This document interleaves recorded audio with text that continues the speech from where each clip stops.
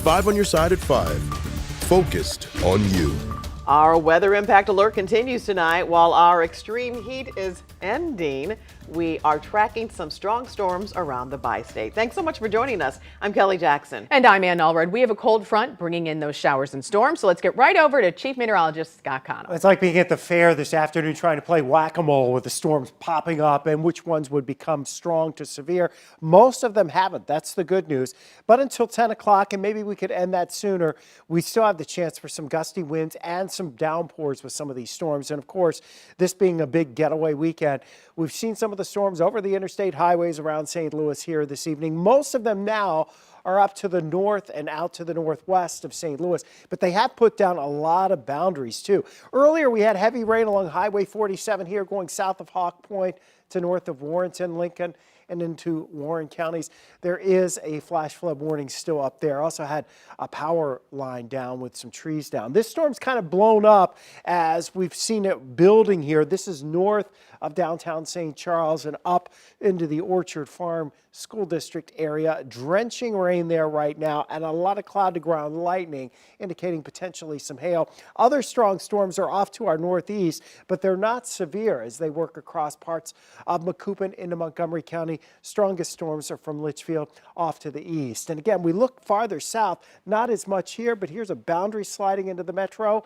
That boundary is from outflow. The actual front itself is still north and west of St. Louis, and the rain-cooled air is actually a good thing. It's dropping those heat index values back. So if you are close to or have had the impact from some of the outflow boundaries, you no longer have to worry about the excessive heat this afternoon. We're really confining that farther east of St. Louis at this point. Not expecting any widespread severe thunderstorms, but a couple of the storms will have downpours and some gusty winds, Ann. New at 5, people across the Metro East and all of Southern Illinois are rallying around a Freeburg girl fighting a brain tumor. 5 on your side's Holden Krawicki spent the day speaking with family and friends of 7-year-old Josie Kramer. Holden, I know this little girl's story has been trending on social media.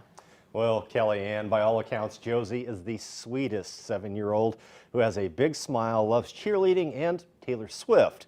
But right now, she's in the fight for her life at Children's Hospital. Last week, Josie got sick at school with what was originally believed to be a stomach issue.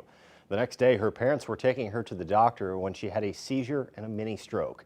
She's been hospitalized since after the doctors found a large tumor, which they are working to remove as we speak. As a show of support, students across Southern Illinois wore pink to school today, including her cheerleading coach, who was wearing a friendship bracelet that Josie made her shortly before she got sick. The first time I see her, I'm going to give her a big hug, and maybe I'll make a bracelet and give it to her this time. We have never been more grateful to be in a location where we have access to some of the best doctors in the country. It's definitely reassuring knowing that she's going to be getting the best care possible. Doctors are planning to biopsy the parts of the tumor they're able to remove from Josie this afternoon. It could be 2 weeks before the Kramer family knows the prognosis, but they wanted to thank everyone for being part of the Josie Strong movement. Kelly? Oh, such a sweet child. All right, thank you, Holden. Finally, some answers after fighting for more than a decade. For the first time, an advocacy group sees next steps for cleanup at Lake Landfill. Our Justina Coronel joins us live in the newsroom with more details about the Superfund site. And Justina, you've been following this story for years. Absolutely. Well, just 24 hours ago, the Environmental Protection Agency had its open house in Bridgeton focusing on Lake Landfill. Decades ago, radioactive waste was dumped at this 200-acre site, and that waste is connected to the making of the atomic bomb. Now, this site is part of EPA's Superfund program, and the agency is responsible for cleaning up that contamination. Just last night, community members were able to see some maps showing the amount of radioactive waste. The advocacy group Just Moms STL has been fighting since 2013 to get this area remediated, and they said the maps show more waste has been discovered, and it's going to cost about $113 million more to clean up. In total, it'll be close to $400 million to do the work. Just Moms co-founder Don Chapman explains the agency will dig at different levels. This is going to be a very surgical dig. It's going to be, the deepest they're going to go is about 28, 29 feet. So it is not a massive hole in the ground. And the way they're going to do it is little areas and that they quickly backfill and then move on. So there won't be anything left open. Despite having more information, there is no timeline of when this will happen.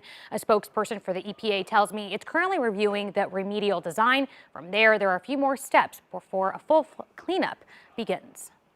A 4-day cycling competition is back in St. Louis. The first races of the Gateway Cup are underway right now, and the Tour de Lafayette is the first stop. Tracy Henson stopped by the finish line to see what's new this year. This is one of the biggest professional cycling events in the United States. You heard that right. Cycling in St. Louis is a big deal. This is going to be probably the best collection of elite cyclists in the U.S. at the end of the summer. It's that end of summer part that can be a pain. There's always a storm plan. It is St. Louis after all. This race in particular at Lafayette, for some reason, we've had a number of really bad storms. The race goes on unless there's lightning. What happens if it rains? And I look at them and say, yeah, get wet. You know, once you're wet, you're wet. So keep racing. There is a big incentive to keep racing. The Bomber Redoubt Gateway Cup is the final of an 8-race series that has over $500,000 in prize money. Our event is for the final purse of $100,000, split equally amongst men and women, and then the Gateway Cup itself has a $50,000 purse. The first race of the series is in Lafayette. Then it moves to Francis Park for Saturday, the Hill on Sunday, and a new spot on Monday. Old Town Florissant will be on the 2nd, just right on St. Francois. They call it St. Francis Street. St. Francois Street if you're a cyclist, right? For the last lap of the weekend, the bell will ring in Florissant. Tracy Henson, 5 on your side.